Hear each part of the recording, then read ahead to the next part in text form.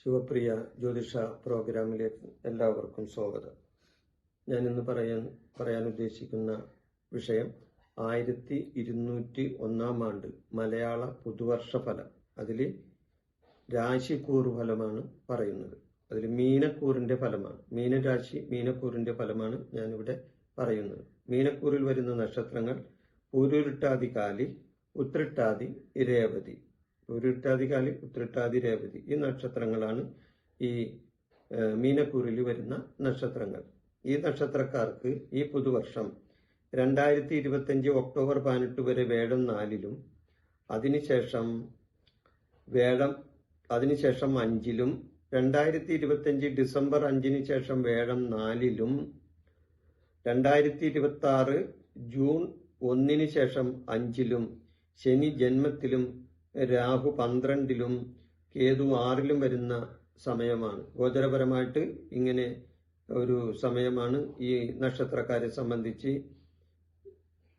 ഗോചരപരമായിട്ട് വരുന്നത്. പൊതുവെ ദോഷാധിക്യമുള്ള ഒരു കാലമാണ് ഇവരെ സംബന്ധിച്ച്.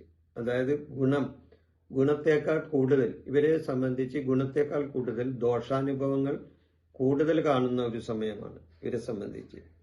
അപ്പൊ ഈ 7.5 ശനിയുടെ സമയമാണ്. അതോടൊപ്പം തന്നെ ഇവരെ സംബന്ധിച്ച് ശനി ജന്മത്തിലും കൂടിയാണ് നിൽക്കുന്നത്. അതായത് ഇപ്പൊ ശനി നിൽക്കുന്നത് മീനൻ രാശിയിലാണ്. അപ്പൊ ജന്മശനി കൂടിയാണ് ഇവരെ സംബന്ധിച്ച്. അപ്പോ മൊത്തത്തിൽ നോക്കുമ്പോൾ കുറെ കാര്യങ്ങളിൽ ഇവർക്ക് ഗുണങ്ങൾ ഉണ്ടാകാം. എന്നാൽ ചില കാര്യങ്ങളിൽ ഇവർക്ക് ദോഷാനുഭവങ്ങളും ഇവർക്കുണ്ടാകാം.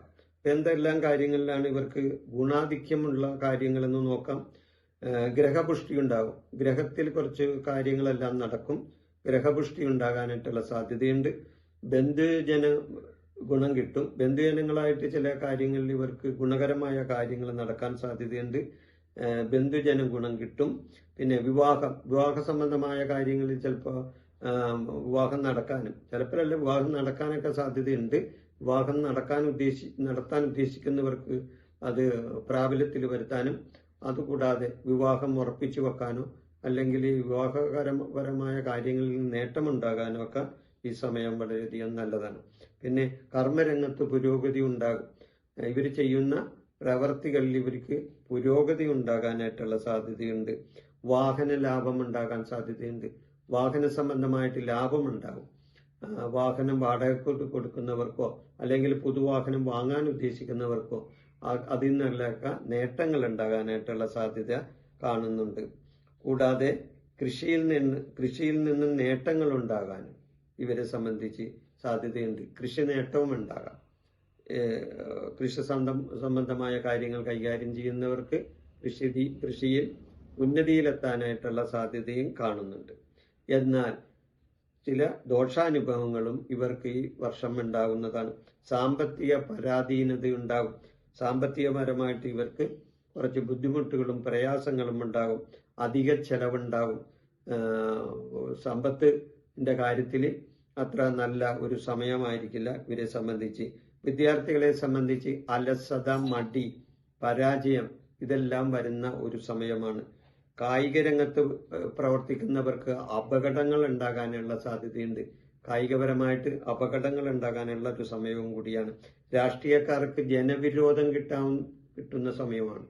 ജനങ്ങളിൽ നിന്ന് നല്ല സപ്പോർട്ട് ഇവർക്ക് രാഷ്ട്രീയക്കാർക്ക് കിട്ടിയില്ല എന്ന് വരും. ഈ പൂരുരുട്ടാതികാലി, ഉത്രട്ടാതി, രേവതി മീനക്കൂറിൽ വരുന്ന ഈ നക്ഷത്രക്കാർക്ക് രാഷ്ട്രീയ പ്രവർത്തകർക്ക് തിരിച്ചടി കിട്ടാവുന്ന ഒരു സമയമാണ്. പിന്നെ പ്രതിസന്ധികൾ ഉണ്ടാവും. ഇവരെ സംബന്ധിച്ച് ഒരുപാട് പ്രതിസന്ധികൾ തരണം ചെയ്യേണ്ട ഒരു സമയമായിരിക്കും. ദാമ്പത്യപരമായിട്ട് ക്ലേശമുണ്ടാകും. ദാമ്പത്യ ക്ലേശത്തിനും സാധ്യതയുണ്ട്. സ്വജന വിയോഗമുണ്ടാകും. സ്വജനങ്ങളുടെ വേർപാടുണ്ടാകും. അവർക്ക് വേണ്ടപ്പെട്ട ആൾക്കാരുടെ മരണം അതെല്ലാം ഉണ്ടാകാനായിട്ടുള്ള സാധ്യതയും ഉണ്ട്. കൂടാതെ രോഗാരിഷ്ടതകൾ ഉണ്ടാകും. രോഗസംബന്ധമായി ചില ആരോഗ്യപരമായിട്ടുള്ള ചില ഹീനതകൾ ഉണ്ടാകാനും ഈ നക്ഷത്രക്കാരെ സംബന്ധിച്ച് ഉണ്ടാകുന്നതാണ്.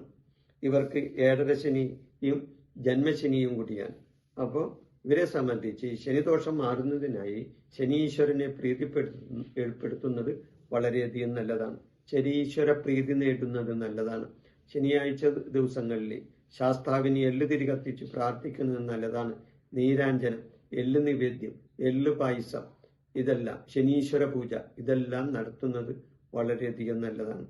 പിന്നെ അതുകൂടാതെ തന്നെ ശനീശ്വരന് പ്രീതികരമായിട്ടുള്ള വേറെ ചില കാര്യങ്ങളുണ്ട്. അതായത് ദാനധർമ്മങ്ങളാണ് ശനീശ്വരന് ഏറ്റവും വഴിപാടിനെക്കാട്ടും കൂടുതൽ ശനീശ്വരന് പ്രീതികരമായിട്ടുള്ളത്.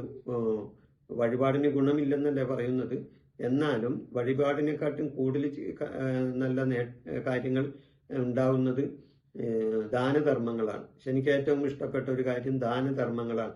ദാനധർമ്മങ്ങൾ ആക്കു കൊടുക്കണം. അതായത് വൃദ്ധന്മാർക്കോ വൃദ്ധകൾക്കോ അംഗവൈകല്യമുള്ളവർക്കോ മുടന്തന്മാർക്കോ ഒക്കെ ദാനധർമ്മങ്ങൾ ചെയ്താൽ, ഈ നക്ഷത്രക്കാർ അവരുടെ കൈകൊണ്ട് ദാനധർമ്മങ്ങൾ ചെയ്താൽ അവർക്ക് ഈ ശനിയുടെ ദോഷത്തിൽ നിന്നും മുക്തി നേടാനൊക്കെ സാധ്യതയുണ്ട്.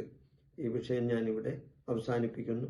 നന്ദി, നമസ്കാരം. എൻ്റെ ഈ ജ്യോതിഷ പ്രോഗ്രാം നിങ്ങൾക്ക് ഇഷ്ടപ്പെട്ടാൽ ഇത് സബ്സ്ക്രൈബ് ചെയ്യാനും ലൈക്ക് ചെയ്യാനും ബെൽ ബട്ടൺ അമർത്താനും മറക്കരുത്.